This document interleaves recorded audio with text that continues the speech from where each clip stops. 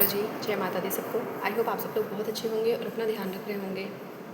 हमें अपने माता पिता से या अपने घर परिवार से कुछ भी ना मिले, लेकिन अगर एक इंसान चाहे वो स्त्री हो या पुरुष, वो अपने जीवन को संवार सकता है। जो भी मुझे सुन रहे हैं, चाहे लड़का है या लड़की है, शादीशुदा है, जो भी हमारी एज है, अगर हम अपने हाथों से कहते हैं ना छोटे छोटे पुण्य के कार्य करते हैं, क्योंकि देखिए हमारी सांसें बहुत कीमती हैं और जब समय बीत जाता है तब हमें इसका एहसास होता है और अफसोस होता है।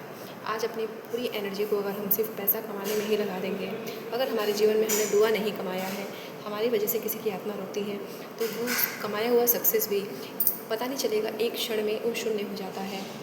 और ये रटी रटाई बातें नहीं हैं, ये बहुत प्रैक्टिकल है। और जो हमारे धर्मशास्त्र कहते हैं, जो भगवान हमसे चाहते हैं अपने बच्चों से, कभी भी कोशिश करिए कि अपने हाथों से चाहे थोड़ा सा ही कुछ कर पाएँ।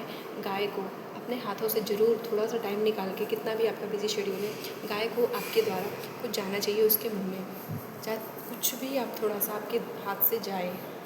प्लस हमारे माता पिता जितनी जिनकी समझ थी, अधिकतर बच्चों की ये शिकायत रहती है कि आखिर आपने हमारे लिए किया ही क्या है। सोचिए, आज मैं जिस एज में हूँ, आज मैं माँ बनी हूँ, चाहे तो ठीक इसी प्रकार वो भी अपनी एज में इतनी मैच्योरिटी किसी के अंदर नहीं होती है। बहुत बिरले कोई होता है जिसको समय रहते सारी चीज़ें समझ आ जाती हैं, वरना हर कोई इंसान है, गलती सबसे होती है।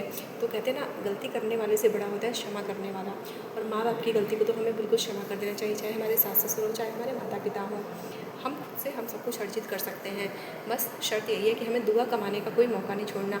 अपने इस वाणी से कभी कोई ऐसा अपशब्द ना बोले जिससे कि उनकी आँखें रोएं। हमें गाय की सेवा करनी है। मैं नहीं कह रही कि पूरा टाइम हमें लगा देना है, चाहे आप 2 मिनट का टाइम निकालिए, कितना भी आप बिजी शेड्यूल है, लेकिन आप थोड़ा सा कोशिश करिए कि आपके हाथों से उसके मुंह में कुछ जाना चाहिए। प्लस हमें अपने बड़ों की दुआ लेनी है। जो छोटे हैं हमसे, उनको हमें प्यार देना है। लेकिन जो सबसे सर्वोपरि है, मैं मानती हूँ, गाय की सेवा। थोड़ा बहुत जो भी हमारे हाथ से, कहते हैं ना, रोज़ का बूंद बूंद करके घड़ा भरता है। और ये पुण्य आप देखिए, आपको अर्श से फर्श पे ले जाता है। चीज़ें दिखती नहीं है, बनती हैं तो भी नहीं दिखती, बिगड़ती हैं तो भी नहीं दिखती, लेकिन कहते हैं ना, रोज़ का थोड़ा थोड़ा कर्म हमें आगे भी लेके जा सकता है और हमें नरक में भी गिरा सकता है। तो अगर सब लोग चाहते हैं कि हमारा जीवन ऊँचा उठे, तो अपने जीवन में पुण्य की दुआ कमाना सीखिए। पुण्य का एक कहते हैं ना, खाता खुलवाना, हम लोग खाता खोलते हैं, सेविंग अकाउंट रखते हैं, ठीक इसी प्रकार से हमारा एक खाता होना चाहिए दुआओं का। हमें अलर्ट रहना है कि हमारा कोई बुरा ना कर पाए, लेकिन अपने माता पिता, अपने सास ससुर का कभी हमें दिल नहीं दुखाना। हम मेहनत करके सब कुछ अर्जित कर सकते हैं और हमें गाय की सेवा करनी है।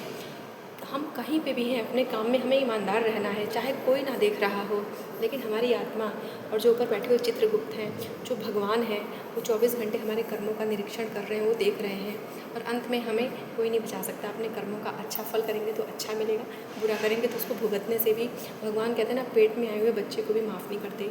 तो हमारी और आपकी फिर क्या मजाल है। तो मैं कोशिश यही बोलूँगी करने के लिए कि हमें भरसक दुआ कमाना है, कभी किसी ऐसा कोई कार्य नहीं करना जिससे किसी का दिल दुखे। और देखिए, ये दुआएं आपको कितना आगे लेके जाती हैं। अचानक से कुछ नहीं होता, लेकिन अगर हम एक प्रोसेस के अंदर आ जाते हैं, थोड़ा थोड़ा करके हमारा जीवन बहुत ऊंचा जाता है। आई होप आप इन चीज़ों को समझेंगे, अपने जीवन को ऊंचा उठाएंगे। बहुत बहुत थैंक यू मुझे सुनने के लिए। जय माता दी।